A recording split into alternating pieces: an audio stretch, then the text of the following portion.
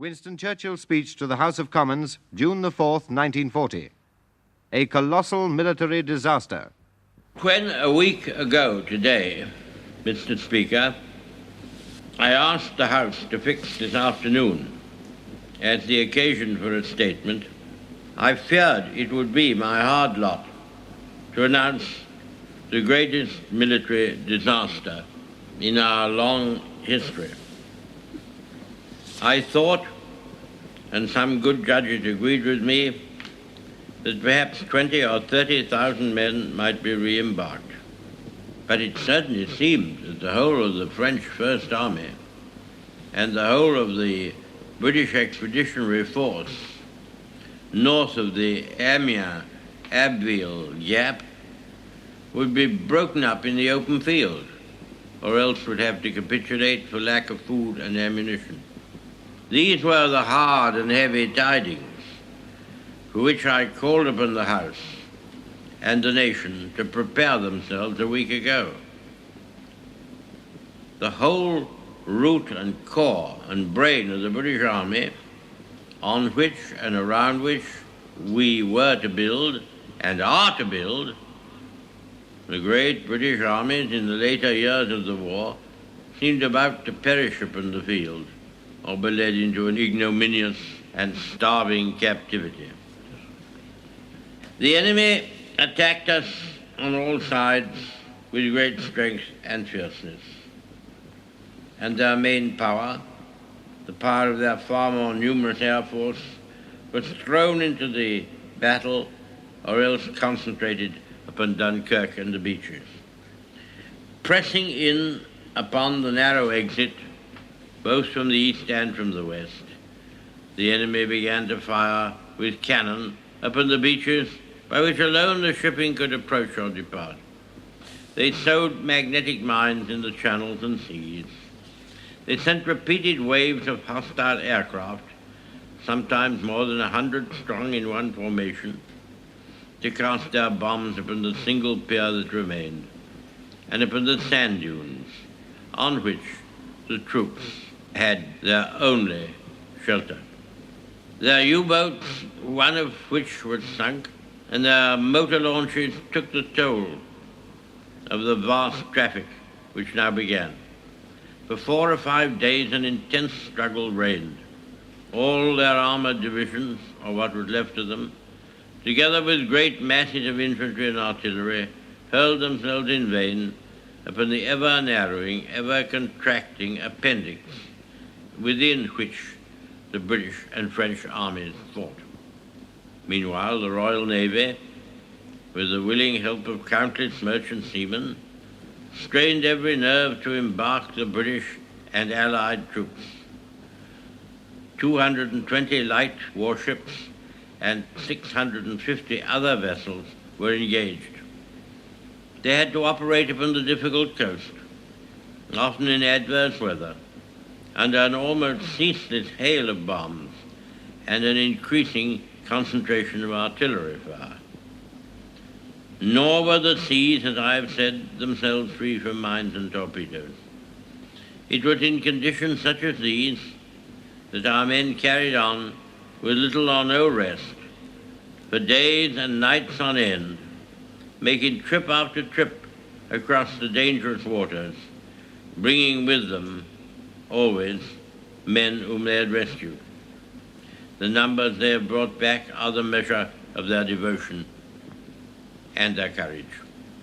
The hospital ships which brought off many thousands of British and French wounded, being so plainly marked, were a special target for Nazi bombs, but the men and women on board them never faltered in their duty.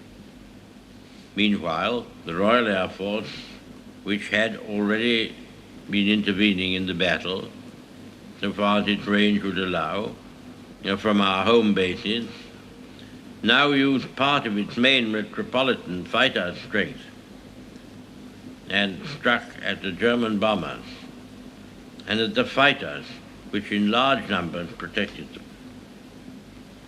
This struggle was protracted and fierce. Suddenly the scene is cleared. The crash and thunder has for the moment but only for the moment, died away. A miracle of deliverance achieved by valor, by perseverance, by perfect discipline, by faultless service, by resource, by skill, by unconquerable fidelity, is manifest to us all. The enemy was hurled back by the retreating British troops.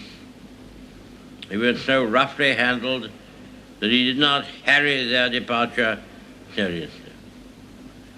Sir, we must be very careful not to assign to this deliverance the attributes of a victory.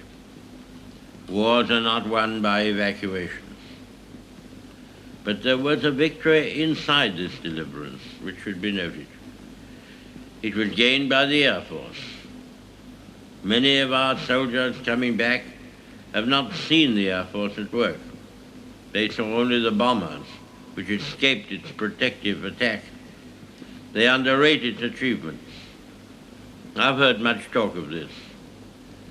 And that is why I go out of my way to say this. I will tell you about it. This was a great trial of strength between the British and German air forces. Can you conceive a greater objective for the Germans in the air than to make evacuation from these beaches impossible, and to sink all these ships which were displayed almost to the extent of thousands? Could there have been an objective of greater military importance and significance? For the whole purpose of the war was this. They tried hard, and they were beaten back. They were frustrated in their task. We got the army away, and they have paid fourfold for any losses which they have inflicted. Sir, when we consider how much greater would be our advantage in defending the air above this island against an overseas attack, I must say that I find in these facts a sure basis upon which practical and reassuring thoughts may rest. I will pay my tribute to these young airmen. The great French army was very largely, for the time being, cast back and disturbed by the onrush of a few thousands of armored vehicles. May it not also be that the cause of civilization itself will be defended by the skill and devotion of a few thousand airmen? There never has been, I suppose, in all the world, in all the history of war, such an opportunity for youth. The Knights of the Round Table, the Crusaders, all fall back into the past, not only distant, but prosaic. These young men going forth every morn to guard their native land and all that we stand for, holding in their hands these instruments of colossal and shattering power, of whom it may be said that every morn brought forth a noble chance, and every chance brought forth a noble night, deserve our gratitude, and do all the brave men, in so many ways and on so many occasions, are ready and continue ready to give life and all for their native land.